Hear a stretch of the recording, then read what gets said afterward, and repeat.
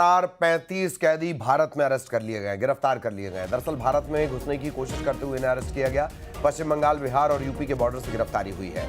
UP से 22 कैदी गिरफ्तार किए गए, बिहार से 10, पश्चिम बंगाल से 3 कैदी गिरफ्तार किए गए। नेपाल में आंदोलन के दौरान 15,000 कैदी फरार हो गए थे।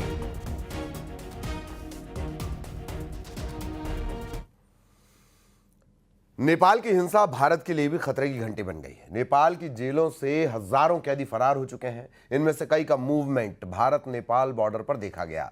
सशस्त्र सीमा बल हाई अलर्ट पर है। हर संदिग्ध की पड़ताल की जा रही है, क्योंकि ये कैदी नेपाल में जेल की चार दीवारी से निकलकर अब भारत की सरहद पर दस्तक दे रहे हैं।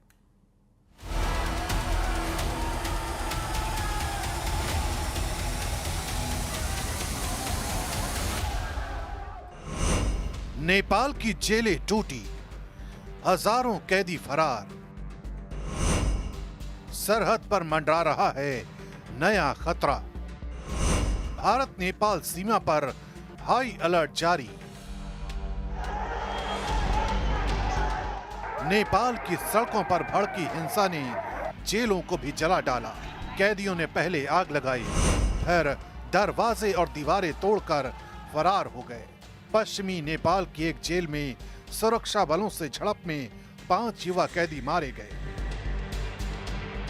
इससे पहले भी भारत नेपाल सीमा पर नेपाल से अंदर आने की भारत में कोशिशें होती रही है, लेकिन इस बार खतरा बहुत ज्यादा बड़ा है, क्योंकि जनता के साथ साथ ये कैदी हैं जो कि पहले ही नेपाल में कानून तोड़ चुके हैं। लिहाजा एजेंसियां कोई भी मौका हाथ से गंवाना नहीं चाहती और सतर्कता अपने उच्चतम स्तर पर वो बरत रही हैं। बुधवार दोपहर राजबिराज जेल का ब्लॉक भी धधक उठा और कई कैदी मौके से भाग निकले। वीरगंज जेल में कैदियों ने दीवार तोड़ दी। हालात काबू में करने के लिए सुरक्षा बल को 1 घंटे से ज्यादा का वक्त लग गया। इस भगदड़ में कई कैदी भारत नेपाल सीमा की तरफ बढ़े, लेकिन 5 को सशस्त्र सीमा बल ने दबोच लिया। नेपाल की जेलों से बड़े पैमाने पर कैदी फरार हुए हैं। माय रिपब्लिका की रिपोर्ट कहती है 7,000 से ज्यादा कैदी फरार हैं। सबसे ज्यादा 1,575 कैदी सुनसरी की झुंपका जेल से, 1,200 नक्खू जेल से और 1,100 दिल्ली बाजार से भागे हैं।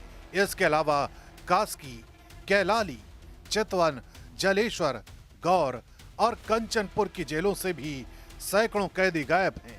दक्षिण नेपाल के सिंधुली गढ़ी से सभी 471 कैदी, जिनमें 43 महिलाएं भी शामिल थीं, आगजनी के बाद से फरार हैं। डर इस बात का है कि ज्यादातर जेलें भारत की सीमा से सटी हैं, यानी खतरा सीधा सरहद पर खड़ा है। नेपाल की हिंसा शुरू होते ही भारत ने बॉर्डर फोर्स को अलर्ट कर दिया था, लेकिन अब 7,000 फरार कैदियों ने सशस्त्र सीमा बल की मुश्किल और बढ़ा दी है। उत्तर प्रदेश और बिहार से सटी सरहदों पर चौकसी कड़ी कर दी गई है। आने जाने वालों की सघन तलाशी की जा रही है। सशस्त्र सीमा बल नेपाल की आर्म फोर्स से इन फरार कैदियों की लिस्ट और आपराधिक रिकॉर्ड हासिल कर रही है। मकसद साफ है, किसी भी कैदी को भारत में न घुसने दिया जाए और भारत की जमीन पर किसी भी वारदात की गुंजाइश न बचे।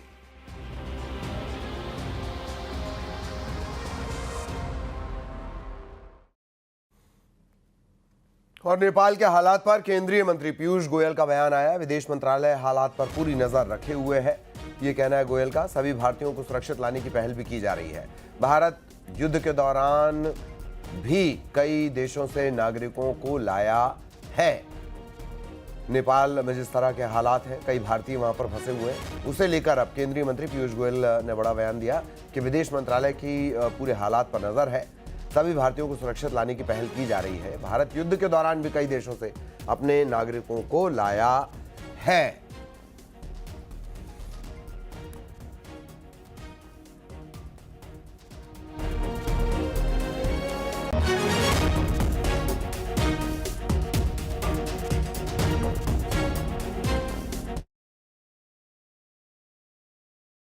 सुबह 6 बजे से 10 बजे तक कर्फ्यू में ढील दी गई। इस दौरान सेना की तैनाती शहर के हर सड़क, हर चौराहे पर साफ नजर आई।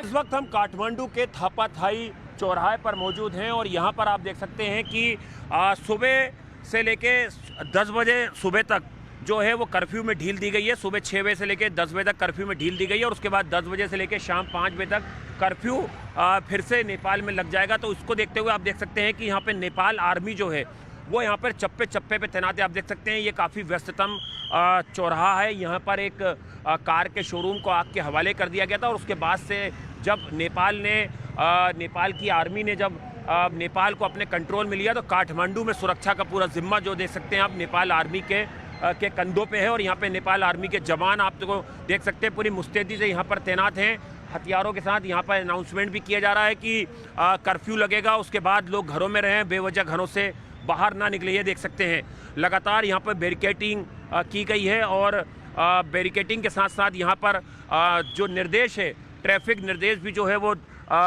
यहाँ पर आर्मी के जवान यहाँ के जो लोग हैं उन्हें दे रहे हैं, उनसे जानकारी भी ले रहे हैं कि वो कहाँ जाना चाहते हैं। और इसी तरह के हालात नेपाल में जगह जगह पे हमें देखने को मिल रहे हैं जहाँ पर कि जो आर्मी की मुस्तैदी है वो पूरे शहर में इस समय देखी जा रही है। और काठमांडू के थापा थली चौराहे पर हिंसा के दौरान गाड़ियों के एक शोरूम को आग के हवाले कर दिया गया। आग बुझ चुकी है लेकिन अब शोरूम में सिर्फ राख बाकी है।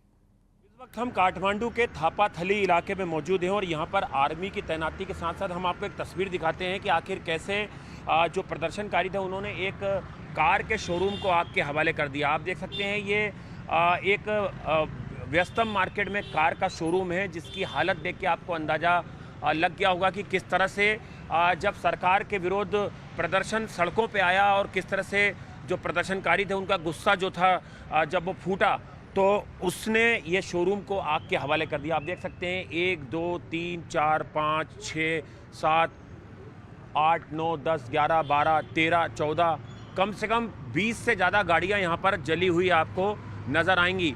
ये काफ़ी व्यस्ततम इलाका है और यहाँ पर इस वक्त आर्मी की तैनाती है और लेकिन ये तस्वीरें आपको दिखा रही हैं कि पूरी जगह यहाँ पर कांच ही कांच यहाँ पे नज़र आ रहा है। पूरी तोड़फोड़ जो है इस शोरूम में की गई है और ये गाड़ियाँ हैं उनकी हालत देख के आपको अंदाज़ा लगा सकते हैं आप कि किस तरह से जो पूरी गाड़ी है वो जल के राख हो गई। पूरा शोरूम आप देख सकते हैं, ये पूरा शोरूम जो है वो तहस नहस हो गया है। ये पॉश इलाके का शोरूम है काठमांडू के और काफ़ी व्यस्ततम इलाका है और ये स्थिति है इस शोरूम की जिसकी हालत देख के आप अंदाज़ा लगा सकते हैं कि जो प्रदर्शनकारी थे वो कितना ज़्यादा गुस्से में थे सरकार को लेके, सरकार की नीतियों को लेके।